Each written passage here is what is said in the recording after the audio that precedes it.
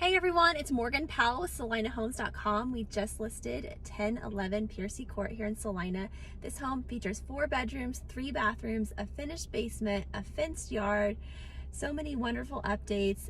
The master has double sinks in it, and a walk-in shower and a separate tub, and the specials pay out in 2021, so that's super exciting. It's priced at $255,000. Can't wait to show it to you. Here we go.